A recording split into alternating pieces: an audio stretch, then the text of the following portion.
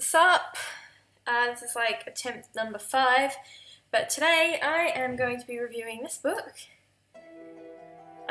It's The Night Circus by Erin Morgenstern, and let me start by saying I absolutely adore this book. I love it. It's really, really beautifully written. I did have a few issues with the plot side of things, but I am way cool to overlook that because just the experience of reading this book was just fantastic. It's set around the turn of the century, so about 30 years before 1900 and then a couple of years after that. And if I could describe it in one word, which I can't, but if I had to describe it in one word, I would pick the word enchanting, because that's exactly what it is. Morgenstern does something fantastic with this, and that is she writes most of the book, 99% of the book is written in third person present, which is a hard mood to pull off.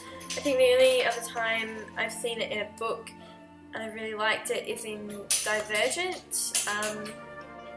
It's the effect of it is that it makes you feel like the story is happening while you read it. So it's not being retold, it's actually happening and you can see it happening. And that's one of the things I love about it, but it's a very hard tense to pull off. So yeah, also the language that she uses is very mystical, and it helps with creating this illusion of enchantment. The other 1 or 2% that's not written in third person present is written in second person present, and the effect of this is that it pulls you into the story. Like you are now a part of the story, and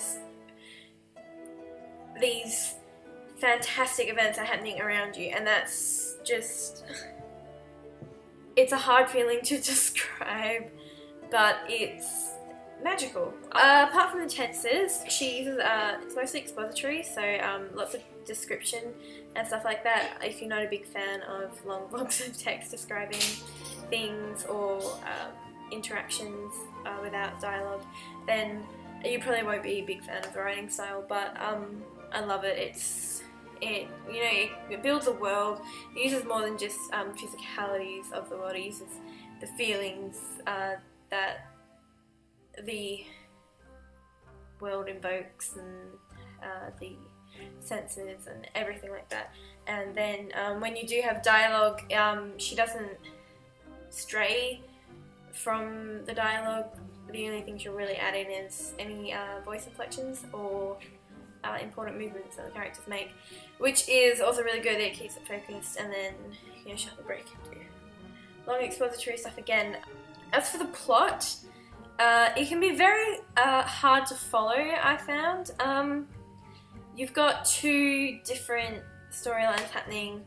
They're both happening in their own chronological orders, except they're being told sort of at the same time. So you've got Bailey's storyline, and Bailey's storyline it's being told at the same time, but it's set in a different time, and even with the time stamps at the bottom or under each chapter title, it can get quite confusing, and once you get the hang of it, it's okay, but at the start it's very hard to follow.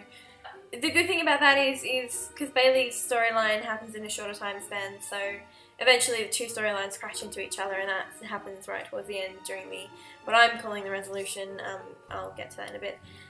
But yeah, the two timelines crash towards each other, and it's really quite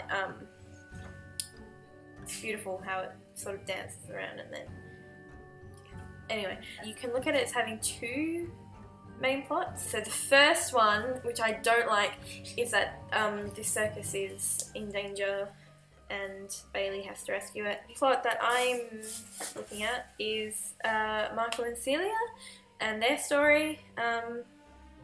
Basically, since they were very young, they've been bound to each other in a challenge, and one of them has to win the challenge.